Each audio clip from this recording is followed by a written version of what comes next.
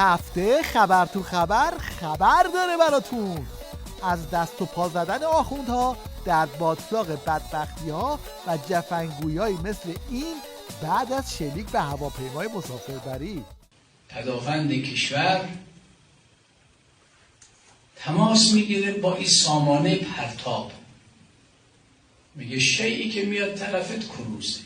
سردار حاجی زاده اینو گفتن، سردار سلامیان تو مجلس اینو گفتن. بعدم بهش میگن 10 سال بیشتر وقت نداری. ارتباط این سامانه هم با یک رده دیگه قطع میشه و این تصمیم میگیره شلیک میکنه. ولی در واقع امریکاست که داره به این سامانه دستور میده شلیک کن به هواپیمای مسافربری که او تو صفحه رادار کروز دیدتش. این جوجه توریسیان نظام هم مشنگیسم رو به اوج رسون و گفت این که چیزی نیست، ما تو مانور پاسدارم کشتیم. بابا این اولین بار نیستش که همین چند وقتی پیش داعش اگه خاطرتون باشه 2-3 سال پیش بود دیگه حمله کرد به مجلس توی فرودگاه تهران ترمینال 4 مانور گذاشتن، رتبه قرمز اعلام کرده بودن، صد خطر، بعد همه آماده که آقا هر لحظه اون که داعش مثلا به فرودگاه حمله کنه باید آماده باشن دیگه. تو همون نیروبیر برای اینکه اینا رو بسنجن چقدر آمادگی دارن، یکی از بچهای خود سپاهو برداشتن گفتن آقا بیا لباس خاص مثلا اونجوری تنت کن که اینا احساس کنن شما داعشی هستی، بیا شروع کن الله اکبر گفتن و مثلا از کارا بکنین. آقا این شروع که الله اکبر گفتن 3 بار 4 بار بهش گفتن بشین، نشست، هدشاتش کردن، زدن سرش. معروفه آقا یعنی اگه این خروسه رو جای این بسیجی‌ها میفرستادن مانور، احتمال سود زدنش کمتر بود.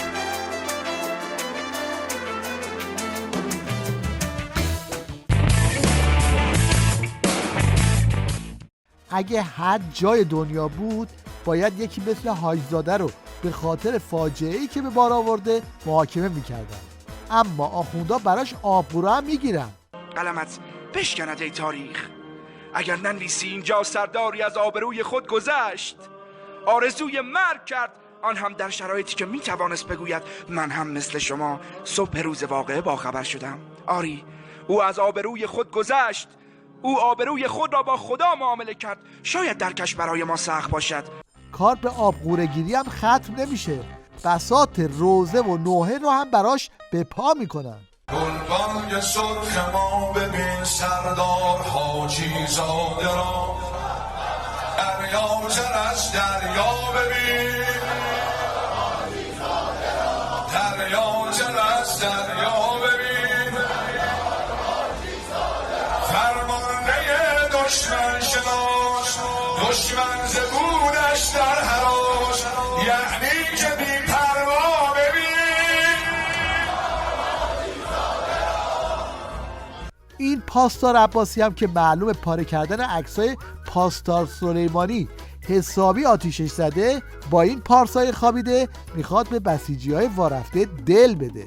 تو بچه مزرف کف خیابون تهران میخوای انقلاب اسلامی براندازی کنیم، تو رو هم تو این مملکت دفنت میکنیم تا دفعه دیگه دستت بالای عکس قاسم سلیمانی ها بلند نشه به حول قوه الهی.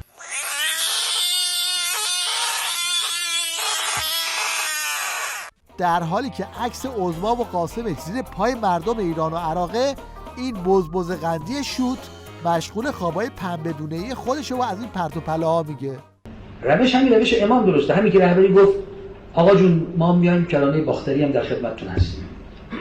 تا حالا غزه بود و فلان، از این بعد لبنان بود، از این بعد ان شاءالله در کرانه باختری هم ما در خدمت میام. اونجا ما همسایه شما میشیم، چرا شما زحمت میکشید میاد اینجا؟ ما حالا میایم خدمت شما، چرا همش شما بیاید؟ اگه خاله بازی هم باشه دیگه حال نوبت ماه دیگه، الان نوبت ماه دیگه. شما 200 ساله تشریف آوردین تو خونه ما، بیرون نرفتین، همسایه بودی که آمدی بالا سر من نشستی پا نشدی. حالا ما از این بعد میخوایم جبران کنیم، ما میایم در خدمت شما. ما الان باید توی درگیری‌های داخل آمریکا رنگین پوستا سیاه‌پوستا اونجا ما باید حضور داشته باشیم. خیلی زمینه هست. این ملت آمریکا به شما بگم اگر این بافت رسانه‌ای و ساختار سرکوبگر اینا یک کمی شل بشه، آمریکا یک کشوریه که به سرعت تجزیه میشه. کیکی که این بابا داره برای بسیجی‌ها سرو میکنه یه همچین چیزی.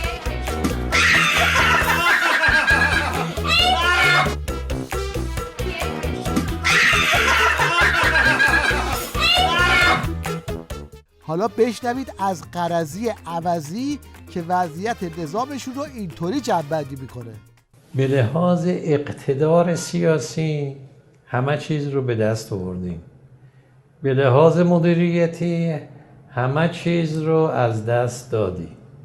اقتدار سیاسی سر جای خودشه ولی مدیریت محکوم شده.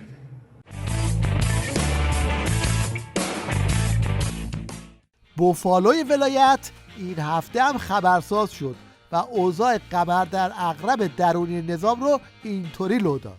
نکنه تو عرصه مدیریت ارتباطی کشور و جامعه ما عوامل دشمن نفوذ کردن و جریان مدیریت ارتباطی ما رو با دشمن هم دست کردن. شک بر آدم به وجود میاد. آخه چند سال ما دم از شبکه اجتماعی داخلی میزنیم. این حجت الاسلام شلقمم کنار دراکولای نظام نشست تا محتویات کپک زده مغزش رو به عنوان راه حل ارائه بده. یکی از راهاش اینه که ساعت کار خانم ها رو کم بکنیم. من معتقدم تو ادارات و جای دیگه تو هر کجا حتی تو مدرسه ها کم به ساعت 4 ساعت به خانم ها کار بدید بعد برن تو خونه هاشون. اما بقیهش فرصتشو خانم آقایون بگیرن استفاده بکنن. در شروع سال 2020 آخوندهای عقب مونده هنوز تو دوران قرون وسطا سیر میکنن و با مراسم کتاب سوزونی دنبال گرد کردن بازار کساد خودشونن.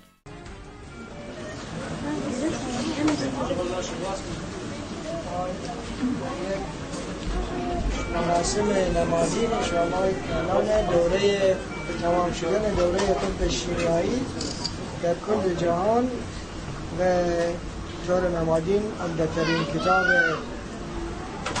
طب شیمیایی که کتاب هاریسون به حوض قوه الهی آتش میده.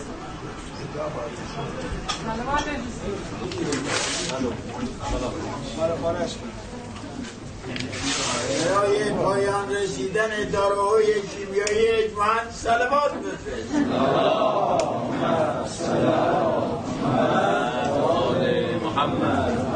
این حاجی پرتاب هم اسم خودش رو گذاشته وزیر نیرو ولی هنوز نمیدونه که کولرگازی با برق کار میکنه.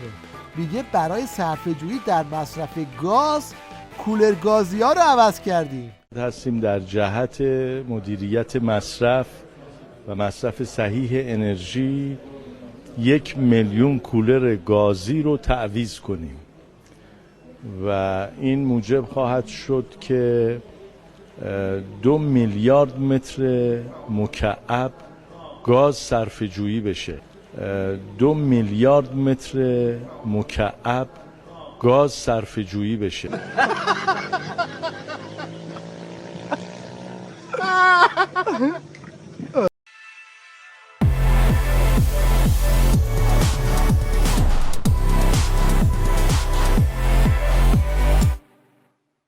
حالا که تا اینجا اومدیم یه سری هم به تازه ترین دستاوردهای نظام در زمینه اقتصاد مقاومتی بزنیم. از جاده سازی استاندارد شروع میکنیم. مسیر نصرت آباد به زاهدان.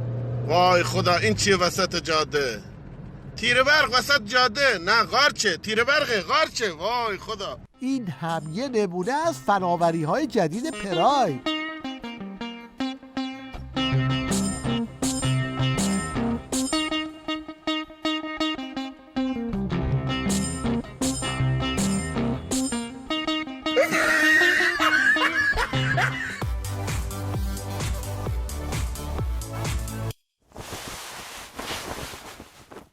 در پایان توجه شما رو به کوچولوهای بانمکی جلب می‌کنیم که بسیار حواس جمع هستند و با احتیاط کامل تو خیابون راه میرن.